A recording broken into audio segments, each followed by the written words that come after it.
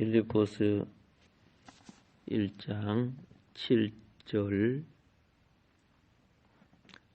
8절 보겠습니다. 내가 너희 무리를 위하여 이와 같이 생각하는 것이 마땅하니 이는 너희가 내 마음에 있으며 나의 매임과 복음을 변명함과 확정함에 너희가 다 나와 함께 은혜에 참여한 자가 됨이라.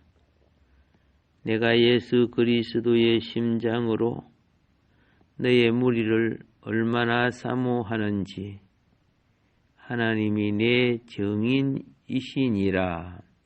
아멘.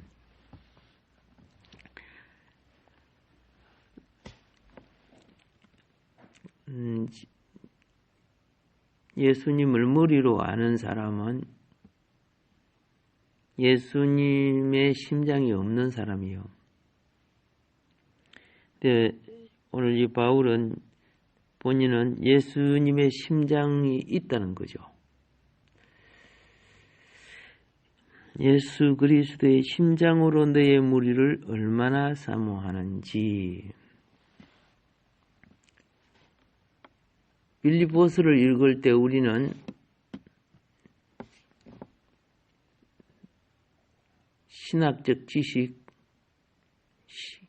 그냥 신앙적 지식 이것으로 끝나면은 능력이 없어요. 왜? 핍박과 환난이 오면은 지식은 능력을 발할 수가 없어요.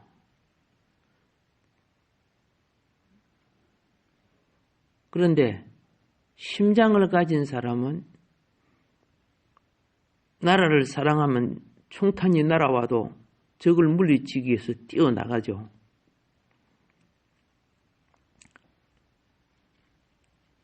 왜?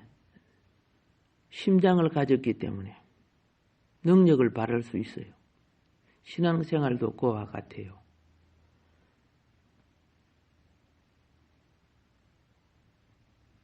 빌립보 교인들이 뭘 가져야 종교적 지식의 유혹과 또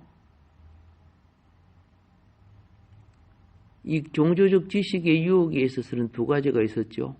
유대교적인 유혹과 헬라적인 유혹이 가장 큰 영향을 줬습니다. 그런데 이렇게 유혹하는 자들이 어떤 자였냐면 똑똑하고 잘나고 뭘 아는 사람들이에요. 근데 글도 잘 모르고 이런 빌립보 성도들이 그 사람들이 아유 훌륭한 논리와 달관된 입술의 말을 들으면은 뭐 아담도 하와도 그 뱀에 날렁거리는 그 소리에 그리고 그 가짜 상품에 속아서 영생을 얻을 것처럼 먹다가 사망에 이르고 타락하지 않았습니까? 그래서 이러한 것을 극복할 수 있는 방법이 뭐냐? 빌립보 교인들이 예수님을 체험하고 예수님의 심장을 느끼는 거요. 그러면은 어떤 지적인 말이나 감언 이술도 내가 예수님을 체험하고 예수님을 사랑하기에 쏟거나 넘어가지 않는 거죠. 그래서 이 빌립보서의 주제가 되며 주된 강조점이 무엇이냐? 예수 그리스도를 체험하라. 즉 예수 그리스도의 심장을 가지라. 그 말이에요. 이것이 있어야 빌립보서를 이해하는 능력,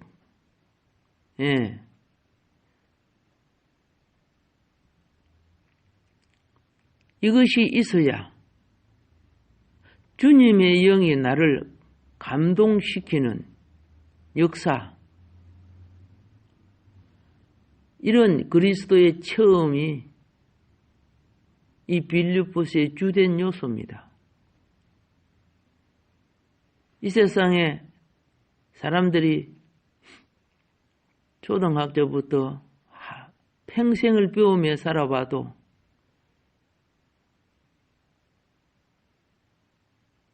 단지 지식으로만 있었던 것은 능력을 발휘하지 못했습니다.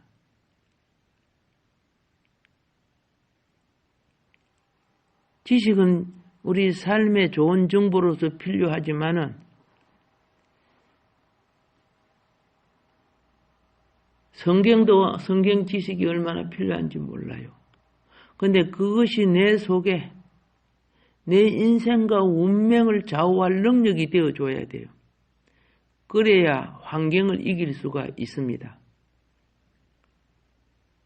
우리는 그리스도를 체험할 때 그제 그리스도를 체험되어짐으로 말미암아 빌립보서가 열린다는 것. 그러니까 그리스도를 체험하는 것이 빌립보서를 열어주는 주된 열쇠라고 깨달아야 한다는 겁니다. 예수의 심장을 가지고 성경을 보면은 예수가 보여.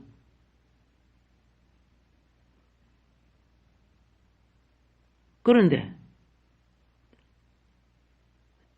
공산주의 사상 갖고 성경을 보면 공산주의가 보여. 사기꾼이 사기꾼 같은 마음을 갖고 성경을 보면 사기칠 것이 보여.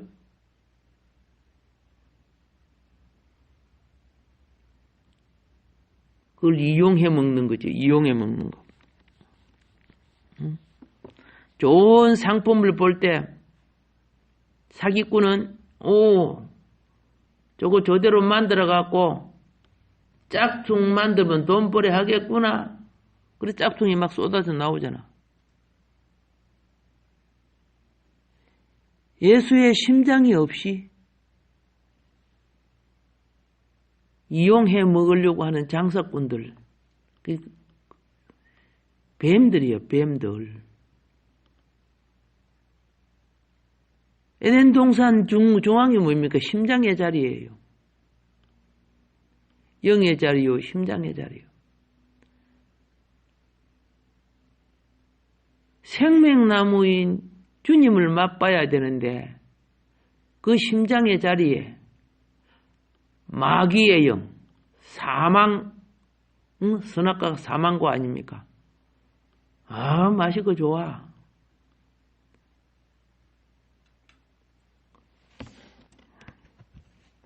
마음을 비우지 아니하면은 내 속에 사치되고 욕망된 수많은 것이 내 영혼을 사망의 길로 인도할 겁니다.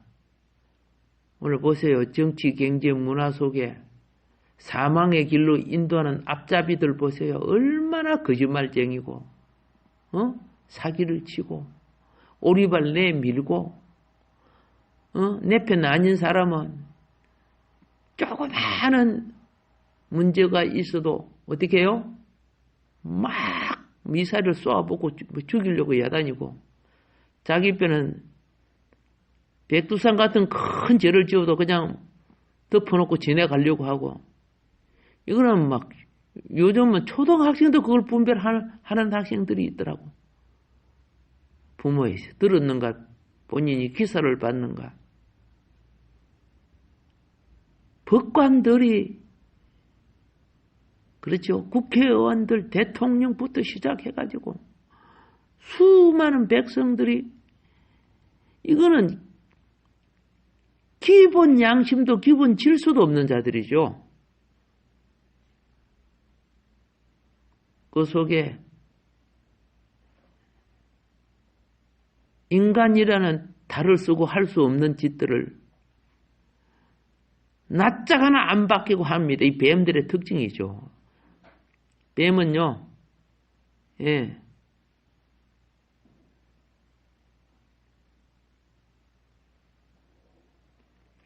자기를 감찰하는 눈이 없어. 사람이 기도할 때 눈을 감는 것은 자기를 감찰하고 주를 바라보라고 눈을 감는 거 아닙니까? 그래서 이놈 뱀은 눈꼴불도 없어.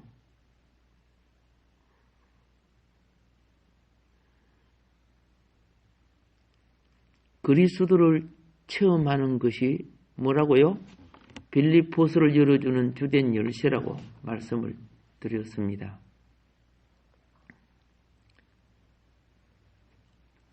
복음을 위해 고난을 받는 것은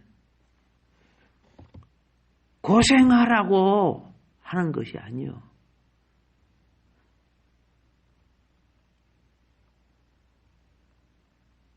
오늘날 수많은 양식이 외국으로부터 수입이 되니까 그 가격이 훨씬 싸잖아요.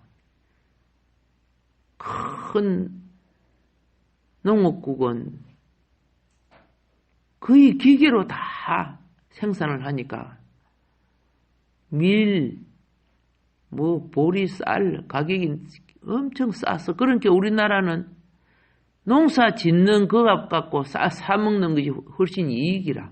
그러니까 농사 안 지어버리잖아. 그래서 시골에 가보세요. 수많은 논밭이 그냥 사용을 안 해갖고 막 풀이 덮어 있고 막 그래요. 내는 수입이 없었을 때는요, 한 뼘이라도 논밭을 만들어서 그게 생산을 통해서 먹고 살려고 그랬어요.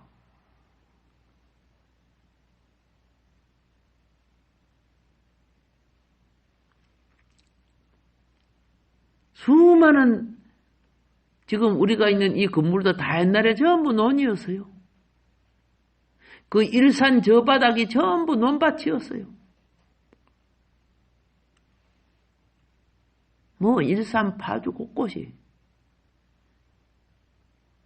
외국에는 워낙 싼 농산물 들어오니까 항상 들어올 줄 아십니까? 세계가 지금 점점 기근이 오고 있어요. 지금 물가가 올라가고 있어요. 그래서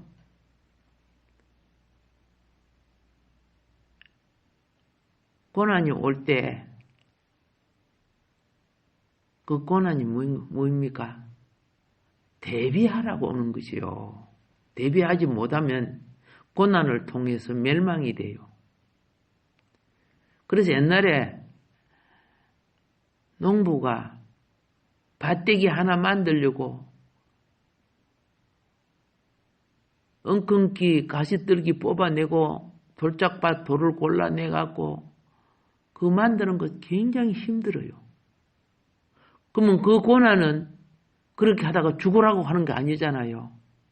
생산을 가져오기 위한 고난이라. 신앙생활도 똑같아요. 기도하기 싫잖아. 예배 드리기 싫잖아. 이러고. 예. 거기 자기 심령의 밭을 개간하는 거야. 근데 그냥 남 해놓은 거 꼴깍꼴깍 도둑놈처럼 받아 먹기만 하려고 이러면 안 되는 거예요. 자기 밭이 없으면요, 자기 생산을 가질 수가 없는 거예요.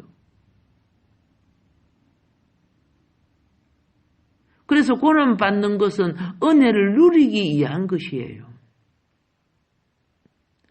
농사를 지을 때 밭을 가고 거름을 주고 경작을 하는 것은 그 풍성한 결실을 얻기 위한 것. 믿음의 고난을 받는 것은 은혜의 풍성을 누리기 위한 거예요. 그러면 그 은혜의 풍성의 그 누림은 이 땅의 밀보리를 농부가 심는다고 나는 것이 아니고 땅이 응하고 하늘이 응해줘야 돼요. 땅이 응하는 것은 옥토가 되어 있고 기름기도 있고 물기도 있고 있어야 되는 거고, 하늘이 응하는 것은 온도와 바람과, 즉 공기죠, 햇빛과 비를 줘야 돼요. 우리도 그래요. 하나님이 아무리 좋은 환경 줘도 농부가 뭐 안 하면은 씨 뿌리지 않으면 결실 없는 거죠. 신앙생활도 똑같은 거예요.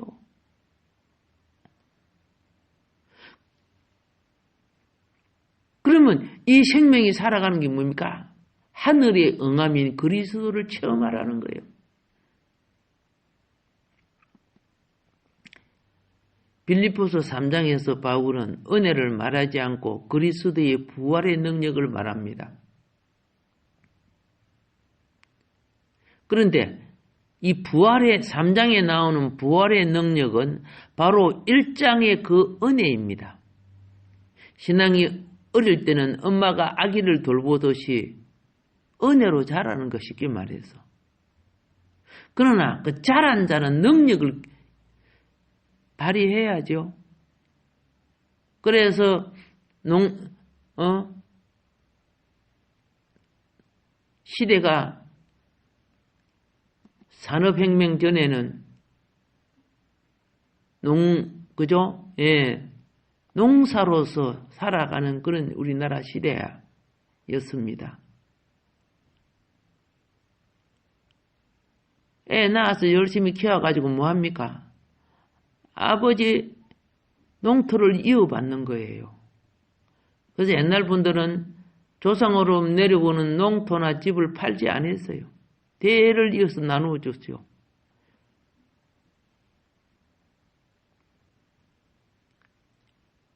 근데 자식이 공부도 안 하고 놀러만 다니고 어머니 아버지 늙은 어머니 아버지 일하는데 도와주지도 않고 그러면 이번 살아서 와서 챙겨 먹을 거는 챙겨 먹고 나중에 그 농사 제대로 하는 자식이 되겠습니까? 아니잖아요. 교회가 실패가 지금 제자화를 못하고 있잖아요. 왜? 세속의 즐거움에 너무 빠져 있으니까 교회는 하늘 기업인데 이 기업을 이어나갈 자들이 없어지는 시대가 되고 있어요.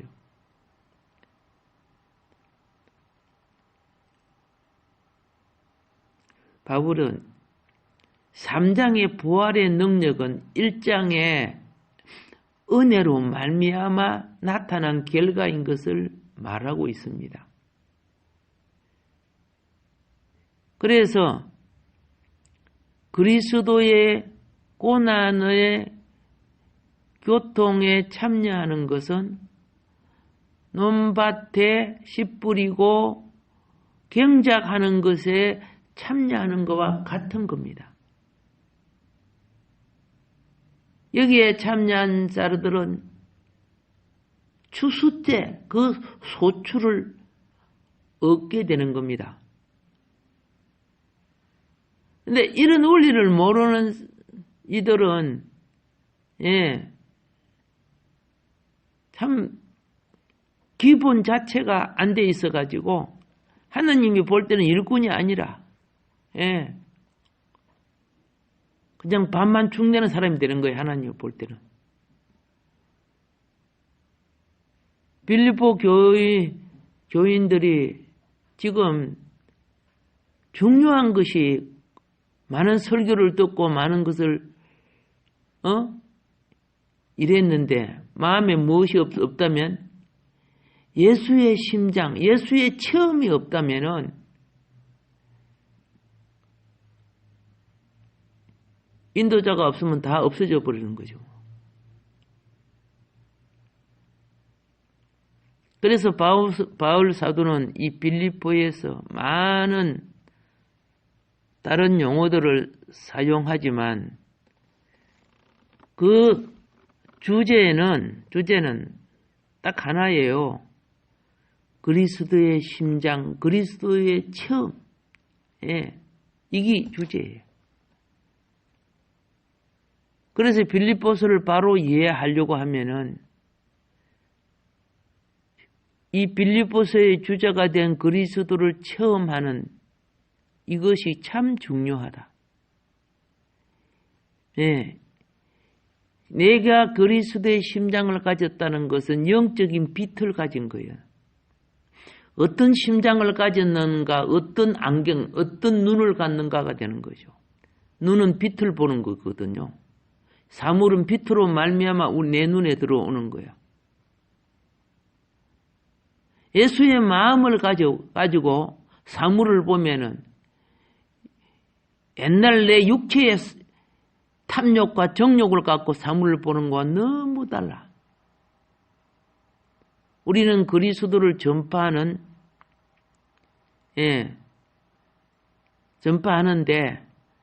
그냥 세속적이고 기계적인 그런 방법이 아니고 체험적이고 주께서 머리가 되어주시는 객관적 체험은 누구나 갖는 것이면 주관적 체험은 그를 통해 역사하시는 그리스도를 또 알 수가 있습니다. 근데 주관적 체험은 무엇을 위하여? 몸을 위하여 체험하는 거죠. 우리가 이식 수술을 받을 때 서로 간에 요소가 트러블이 생기면요, 부작용이 와요. 그런데 잘 맞으면은 그로 말미암아 서로가 살아요. 그래서 우리 간 이식 수술 받고 이런 분들 보면은 또 피를 이식하고 이런 것도 또 트러블이 생기면 안 되잖아요. 모두 다 예수의 심장이면 모두 다 한 목적을 통해 모두 다 한 힘이 되고 능력을 나타낼 수 있는 거죠. 그런데 이제 문제가 뭐냐? 겉으로는 주의 일인데 예수의 심장이 없는 사람들이 하는 일이 무엇이냐?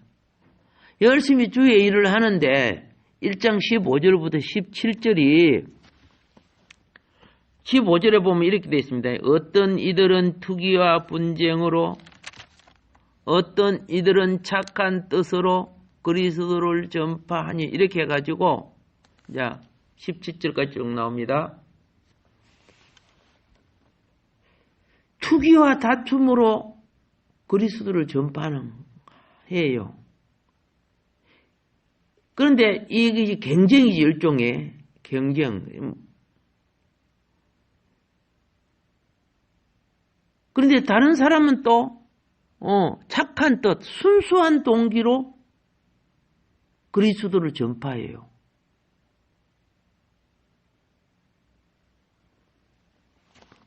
(1세기경에) 이런 상황이 있었는데 오늘날도 역시 똑같이 있어요. 그게 2000년이 지나가도. 바울 사도께서 복음을 전할 때 이런 사건이 있기 때문에 이렇게 빌립보서를 쓴 거 아닙니까? 다른 방법으로 그리스도를 전파해요. 예수의 심장도 없이 그 말이죠. 예수의 심장은 착한 뜻이 돼야 되죠. 순수한 복음이 돼야 되는데. 그래서 1장 15절에서 바울은 어떤 이들은 투기와 분쟁, 그렇죠? 학위와 분쟁으로 그리스도를 전파한다는 거죠. 여기 어떤 이들은 누굽니까? 바울 미워하는 사람들이야. 같이 하나님을 섬기고 교회에서도 같이 하나님 앞에 예배 드려도 서로 막 갈등을 느끼고 미워하는 사람들이 있잖아. 바울 사역을 반대하는 그리스도인들이요. 그게 빌립보서만 나오는 거 아니에요. 고린도서에서 나와요. 고린도 후서 10장 7절과 11장 22절 23절 이런 데 보면은 아니 그 당시에 뭐 그리스도인들이 뭐 수천만이 되고 수억이 되는 것도 아닌데 그 막 출발하는 그 시점인데도 바울의 사역을 반대하는 그리스도인들, 바울의 영향력에 대해서 시기와 다툼으로 복음 전하는 사람이 있었다는 걸 말해주고 있습니다. 그러면 여기에 이 다툼이란 말은 무엇을 말하느냐 하면요. 이 번역상 여러 가지가 생깁니다만은 펜당 짓는 걸 말하는 거예요. 교회 안에서도 그죠. 펜당 짓는 무리들이 있잖아요. 우리나라가 펜당 참 잘 지어요.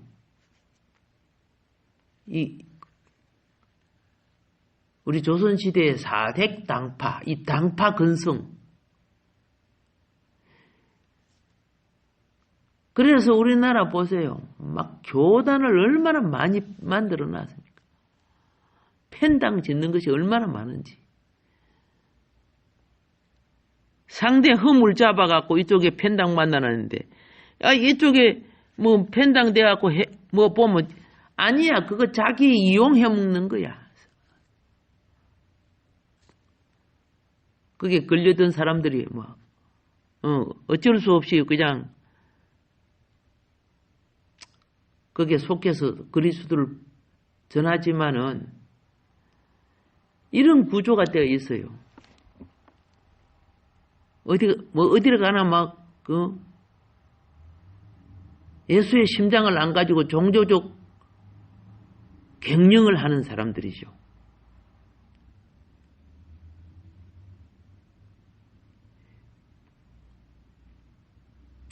그래서 이런 자들은 같이 주의 일을 하지만은 종교 세계에서 보면 노예도 있고 종예도 있고 또 종교적인 많은 일이 있습니다. 이런 자들은 바울과 하나 안 된 이런 자들은 같은 복음하고 같은 종단을 가지고 있어도 17절에 보니까 바울을 더 괴롭게 만드는 거예요. 예. 순수하지 않는 경쟁 도구로 삼아가지고 선교사를 보내고 신학교를 세우고 교회를 세우고 이렇게 하는데도 그 속에는 감투 쓰려고 하고 그렇죠. 선거라든가 나라 법만 어깁니까? 그 속에서 권력자들이 또 법 어기는 것들이죠. 소소한 것들이 얼마나 많습니까? 이 경쟁을 순수하지 않게 경쟁을 하는 거죠. 경쟁이라는 것은 여기서 말하는 경쟁이라는 것은 겉으로는 주를 위한 것이지만은 그 속은요 원어로 보면은 이기적인 추구, 개인적인 야심 이런 거 이게 원어 속에 있는 거예요.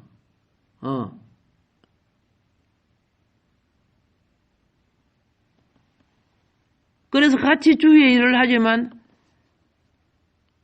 한쪽 사람의 수고한 걸 뒤에 덩쳐먹는 사람이 있고,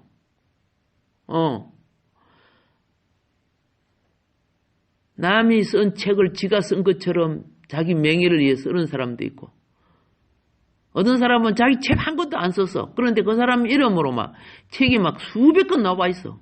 왜? 돈 줘가지고 다 쓰니까. 모르는 사람은 그 사람이 유명한 사람인 것 같아요. 가서 이 대화를 해보면 신학이 밑바닥도 잘 모르는 사람들이 많아요. 다는 그렇다는 걸 제가 말하는 거 아닙니다. 순수하지 않아요. 그렇지만 그래도 뭐 신학서적도 만들어내고 복음서적도 만들어내고 그러니까 보는 사람에게는 또 무엇이 돼요? 예수를 알리는 도구가 되니까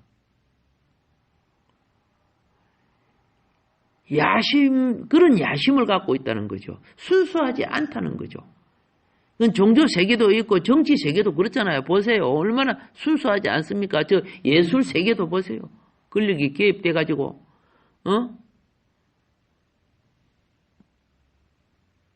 참, 이거, 기능과 재능도 별로 없는 자가 권력을 배경을 삼아 놓으니까, 전세에도 만들고, 안 오는 사람은 자기 눈에 벗어난 사람이 되고, 잘 보이려고 그 앞에 쫄랑거리고, 참, 정말 어떤 면에서는 더러운 짓들을 많이 해요. 근데 종교세계에서도 그런 것들이 있어요. 똑같은 그런 사람이 예수님을 믿었으니까 거기서 옛 습관과 버릇이 없어지겠습니까? 사기치고 이렇게 해가지고 도망다니는 놈이 와가지고 나중에 어떻게 해요? 예수를 믿고 주님을 체험했는데 또 옛날 그 근성이 살아나는 거야. 그러니까 나중에는 이제 목사가 돼갖고 똑같은 사기치기 하는 거예요. 또. 겉으로 이제 종교의 옷을 입은 거죠.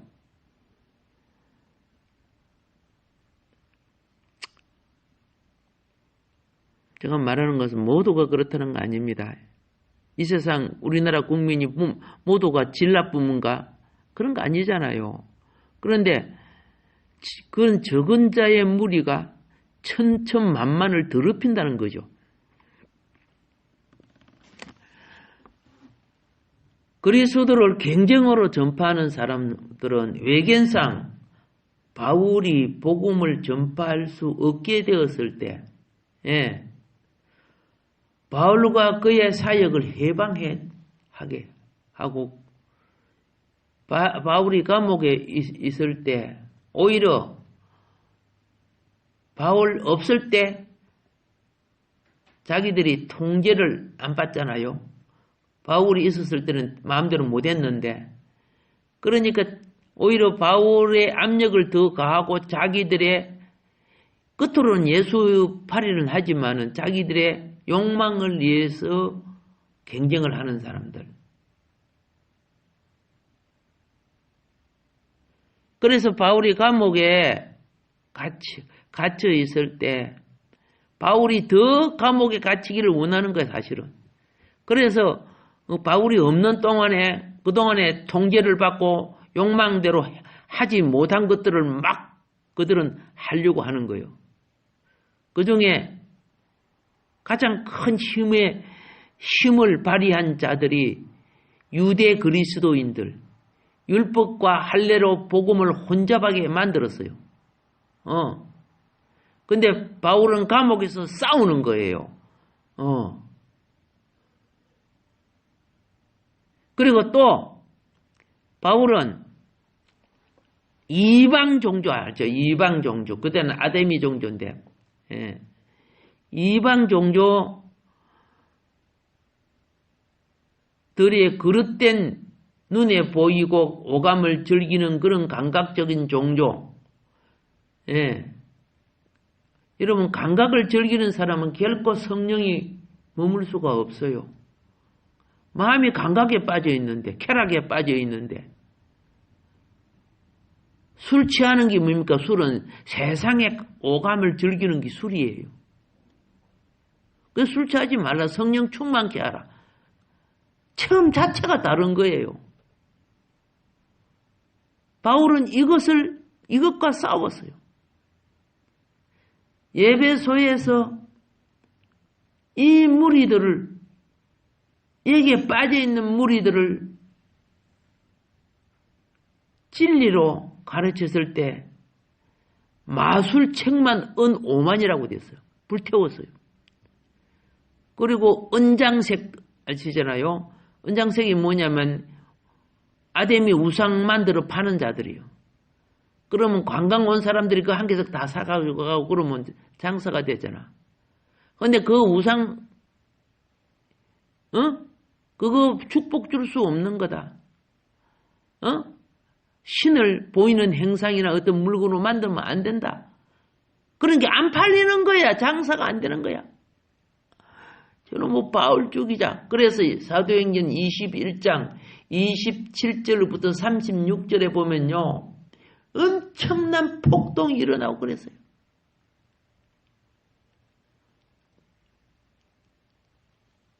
이것이 세상영에 잡힌 자들과 또 교회 안에 시기 질투로 말미암아. 그런데 이거 아셔야 돼요. 그런 폭동이 일어났는데 복음은 저 전파되는 거야. 아이러니하죠. 예수 때문에 일어나는 일이기 때문에 이 하나님의 지혜와 능력이에요. 온갖 이스라엘 군중이 일어나고 예수님을 십자가에 못 박아가고 야단쳤지요. 그래서 예수님 못 박혀 죽였죠. 보세요. 오순절 자락방에 성령이 내리고 막 하루에 2,000명, 3,000명이 예수를 믿고 돌아오는 거야. 아니 안 믿어야 될 거 아닙니까? 그런데 더 전파가 되잖아요. 바울이 복음을 위해 고난을 받으니까 그들이 폭동이 일어나고 그랬는데 어떻게 해요? 예수 때문에 일어나는 거야. 결국은 어떻게 해요? 더 많은 영혼이 들어와요. 겉으로 진 것 같으나 실제로는 이기는 거라. 바울이 감옥 간 것 같으나 그래서 복음을 못 전하는 것 같죠? 아니잖아요. 나중에 로마 전체가 기독교 나라가 되어버리잖아요. 얼마나 아이러니합니까? 바울은 이 진리를 알았다는 거죠. 하늘의 밀이 죽을 때 많은 열매를 맺는다는 진리. 예수님이 말씀하신 거죠. 이걸 실천했던 사람이에요.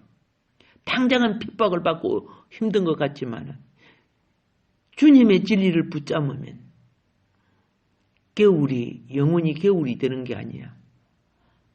그렇죠. 싹이 내고 30배, 60배 결실한 봄, 가을 다시 돌아온다는 것입니다.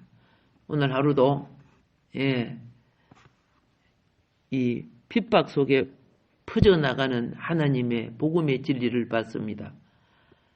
다음 시간에는 이제 착한 뜻으로 그리스도를 전파하는 부분을 말씀드리도록 하겠습니다. 하나님 아버지 감사합니다. 우리를 이처럼 사랑해 주셔서 감사합니다. 하나님의 지혜는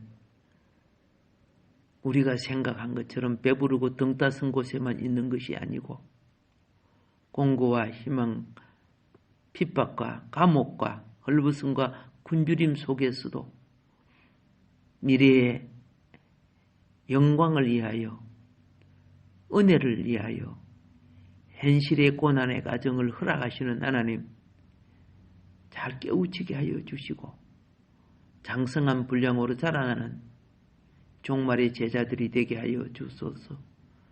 모든 족속으로 제자 삼으라고 하는데 오히려 많은 종들이 세속화 되어버렸습니다.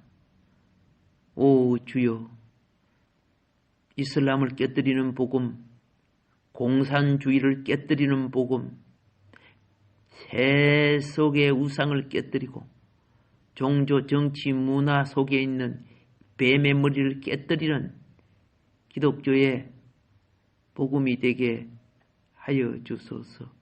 정말로 우리 주님께서 이긴 자의 교회 세워주실 것을 믿사오니 진리를 깨우치는 일꾼들로 채워주소서.